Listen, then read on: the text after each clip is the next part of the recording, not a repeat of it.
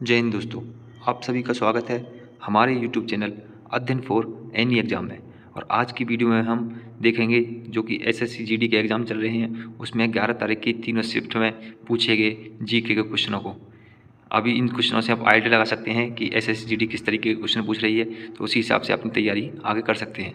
तो उसमें पूछे गए क्वेश्चन इस प्रकार हैं कि जो रुक्मणी देवी अरुंडेल किस नृत्य से संबंधित है। ये क्वेश्चन पूछा गया था कि रुक्मणी देवी अरुंडेल जो हैं वो किस नृत्य से संबंधित हैं, तो वो है भरतनाट्यम। यानी जितनी भी नृत्य हैं उन सबको एक बार देख लेंगे, क्योंकि पूछ रहा था कौन किस नृत्य से संबंधित हैं, तो रुक्मणी देवी भरतनाट्यम से संबंधित हैं। और विटामिन ए का रासायनिक नाम क्या है, तो विटामिन ए का रासायनिक नाम है रेटिनॉल। तो जितनी भी विटामिन है सबके रासायनिक नामों को भी एक बार ध्यान से देख के जाएंगे। मीठी क्रांति का संबंध किससे है, तो मीठी क्रांति का संबंध सेहत से है। ये भी क्वेश्चन पूछा गया है, तो क्रांतियों को भी देखेंगे। और ये भी पूछा गया कि संविधान का जो भाग 4 है वो किससे संबंधित है, तो हमें पता है कि संविधान का जो भाग है वो राज्य के नीति निर्देशक तत्व यानी 36 से 51 तक जो कि भाग 4 में है। तो संविधान के सारे जितने भी भाग हैं उनको एक बार ध्यान से देख कर जाएंगे। यहाँ से भी क्वेश्चन पूछे जा रहे हैं। और एक IPL में ऑरेंज कप, ये कैप गलती से लिख गया, ऑरेंज कप किसको दिया जाता है, ऑरेंज कैप कप नहीं, ऑरेंज कैप ही है। ऑरेंज कैप किसको दिया जाता है, तो सबसे ज़्यादा जो रन बनाता है उसको ऑरेंज कैप दी जाती है। और एक क्वेश्चन पूछा है डीजे वाले बाबू किसने गाया है, तो डीजे वाले बाबू जो है वो बादशाह, जैसे हम सबको पता है कि बादशाह ने गाया है गाना।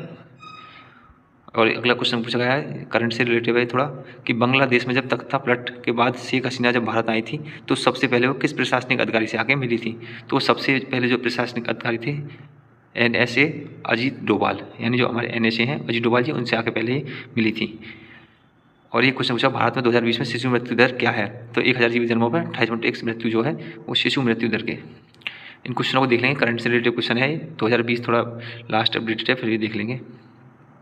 आपातकाल में किस राज्य विधानसभा की अवधि बढ़ाई जा सकती है, आपातकाल की स्थिति में जो राज्य की विधानसभा होती है उनकी अवधि कौन बढ़ा सकता है, तो उनकी अवधि संसद द्वारा एक बार में 1 साल तक बढ़ाई जा सकती है। उसके बाद अब बात करें सेकंड शिफ्ट की, तो सेकंड शिफ्ट में पूछा गया था कि 322 ईसा पूर्व मौर्य साम्राज्य की स्थापना किसने की थी, तो 322 ईसा पूर्व मौर्य साम्राज्य की स्थापना की थी चंद्रगुप्त मौर्य ने। और ये भी पूछा गया था कि 11वीं पंचवर्षीय योजना का विकास लक्ष्य क्या था, तो 8.1% था 11वीं पंचवर्षीय योजना का विकास लक्ष्य। पंचवर्षीय योजनाओं से भी बहुत क्वेश्चन पूछे जाते हैं, तो कभी भी पूछे जा सकते हैं किसी भी डेट में SSC GD जो करा रही क्वेश्चन उसमें, तो पंचवर्षीय योजना को भी ध्यान से देख के जाएंगे। भारत का संविधान के जो अनुच्छेद 49 है उसमें क्या प्रावधान है, तो अनुच्छेद 49 जो कि हमारे नीति निर्देशक तत्व है उसके अंतर्गत आता है। इसके अंदर जो प्रावधान है वो स्मारकों एवं स्थानों तथा प्राकृतिक महत्व की वस्तुओं का संरक्षण।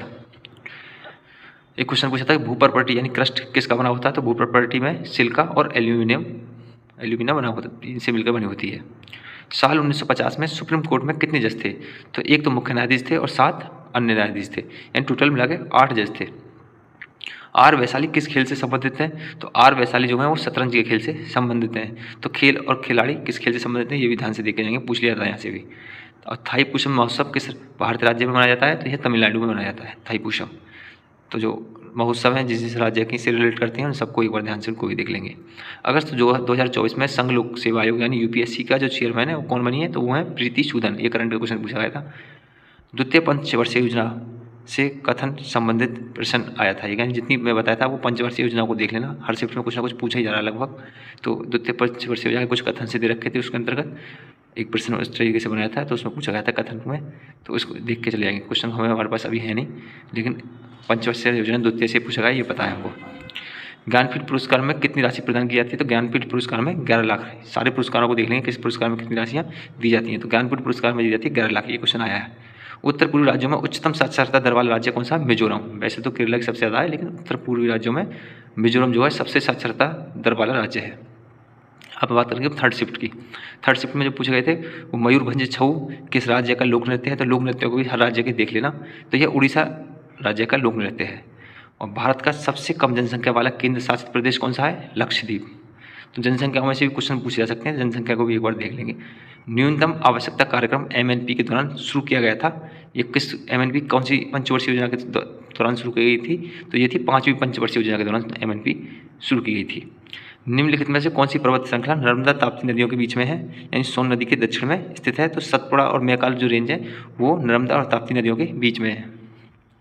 मिश्रित अर्थव्यवस्था में निम्नलिखित में से कौन सा क्षेत्र भागीदारी करता है, तो सरकारी एवं निजी क्षेत्र का सह अस्तित्व यानी दोनों मिलकर जो मिश्रित अर्थव्यवस्था है उसमें भागीदारी करते हैं। वर्तमान में कृषि एवं किसान कल्याण मंत्री कौन है, तो श्री शिवराज सिंह चौहान जो कि पहले मध्य प्रदेश के मुख्यमंत्री भी थे, वो अभी कृषि एवं किसान कल्याण मंत्री हैं। निम्नलिखित में से किस व्यक्ति ने अगस्त 1947 में भारत की स्वतंत्रता के अगस्त सितंबर में मनाए जाने वाले चिंगम त्यौहार को किस नाम से जाना जाता है? तो ओणम के नाम से। ये साथ में जो क्वेश्चन है इसको मैं पीछे से अभी कमेंट बॉक्स में लिख के डाल दूंगा। ये क्वेश्चन थोड़ा पूरा नहीं प्रिंट हुआ है तो, लेकिन ये इस टाइप का क्वेश्चन आया था, तो बिस्मिल्लाह खां करके उनका उत्तर है। अगस्त सितंबर में मनाए जाने वाले चिंगम त्यौहार, तो ये किस नाम जाता है? चिंगम ओणम का दूसरा नाम है, तो चिंगम त्यौहार को जो कि ओणम नाम से भी जाना जाता है। यामिनी कृष्ण मूर्ति निम्नलिखित में से किस नृत्य से संबंधित हैं? तो भरतनाट्यम और कुचिपुड़ी। एक बार ध्यान से देख लें, बहुत हर बार क्वेश्चन पूछा है कौन किस नृत्य से संबंधित हैं, यानी या कौन सा महोत्सव किस राज्य में मनाया जाता है, तो इन वाले टाइप के क्वेश्चनों को एक बार ध्यान से देख के जाएंगे।